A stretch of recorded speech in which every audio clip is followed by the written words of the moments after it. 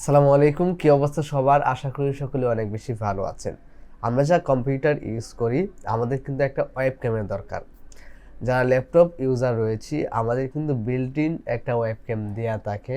Otherwise আপনাকে external একটি web ক্যাম আপনার ডেস্কটপে ইউজ করতে হয়। কিন্তু বর্তমান সময়ে যদি মিড রেঞ্জের একটি ওয়েব ক্যাম কিনতে চান তাহলে মিনিমাম 2 থেকে 3 হাজার টাকা আপনাকে ওয়েস্ট করতে হবে। আদারওয়াইজ আপনি আপনার কম্পিউটারে ভিডিও রেকর্ড করতে পারবেন না। আমার হাতে এফোরটেকের একটি ওয়েবক্যাম রয়েছে এবং এটার প্রাইসটা হচ্ছে 3200 টাকা। আপনারা অনেকেই রয়েছেন এই 3200 টাকা আপনি ওয়েস্ট করতে চাচ্ছেন না কিংবা ইনভেস্ট করতে চাচ্ছেন না।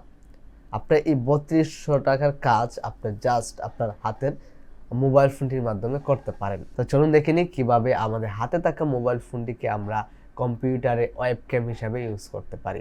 ওকে, আমি আমার কম্পিউটার স্ক্রিনে চলে আসলাম। ফার্স্ট অফ অল আমাদের যে কোনো একটা ব্রাউজার ওপেন করতে হবে। আমি গুগল ক্রোম ওপেন করছি এবং এখানে লিখব OBS নিনজা। OBS নিনজা লিখে সার্চ করলে ফার্স্টে যে ওয়েবসাইটটি আসবে এই ওয়েবসাইটটি আমরা এখান থেকে ওপেন করব। তারপরে এখান থেকে নতুন একটা ইনভাইটেশন ক্রিয়েট করব।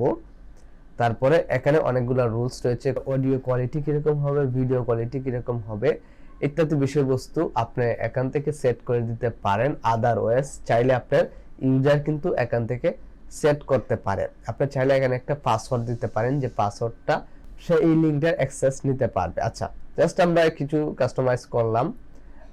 তারপরে আমরা এখান থেকে একটা লিঙ্ক ওপেন করলাম বা একটা ইনভাইটেশন আমরা এখান থেকে ওপেন করলাম। আচ্ছা, ফার্স্ট অফ অল এখানে আমাদের কাজ হচ্ছে আমাদের এখানে একটা লিঙ্ক রয়েছে বা একটা কিউআরএন স্ক্যানার রয়েছে যেটা আমাদের ফোন থেকে এটাকে স্ক্যান করতে হবে।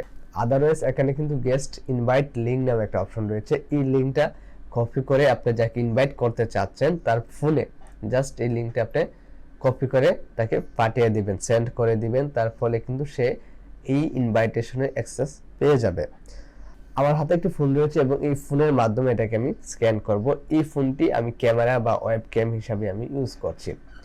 তো দেখতে পাচ্ছেন এখানে একটি ওয়েবসাইটে আমাকে নিয়ে আসা হয়েছে। এখন আমি যদি শেয়ার ইউর ক্যামেরাতে আমি ক্লিক করি, দেখতে পাচ্ছেন আমার ক্যামেরাটা কিন্তু এখানে চলে আসছে। জাস্ট আমার ক্যামেরাটা এখানে চলে আসছে এবং এখানে যদি আমি স্টার্টে প্রেস করি বা স্টার্টে ক্লিক করি তাহলে কিন্তু এখানে মোটামুটি কাজ হয়ে গেছে। ফোনের কাজ কিন্তু মোটামুটি হয়ে গেছে। এখন যদি আমরা OBS এ চলে যাই, আমাদের OBS এ চলে যাই এবং এখান থেকে যদি আমরা প্লাস আইকনে ক্লিক করি, নতুন একটা আইটেম এখান থেকে নেই, তাহলে যদি এখান থেকে আমরা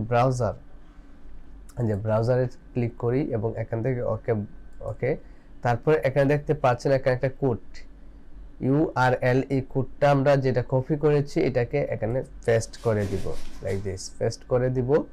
এবং আমরা যদি ওকেতে ক্লিক করি দেখতে পাচ্ছেন, আমি সাউন্ডটাকে একটু মিউট করি, দেখতে পাচ্ছেন আমার কিন্তু আরেকটি ক্যাম তৈরি হয়ে গেছে। এটা হচ্ছে ক্যাম 1 আর ওইটা হচ্ছে ক্যাম 2, যেটা ডিফারেন্ট অ্যাঙ্গেল তৈরি হয়ে গেছে।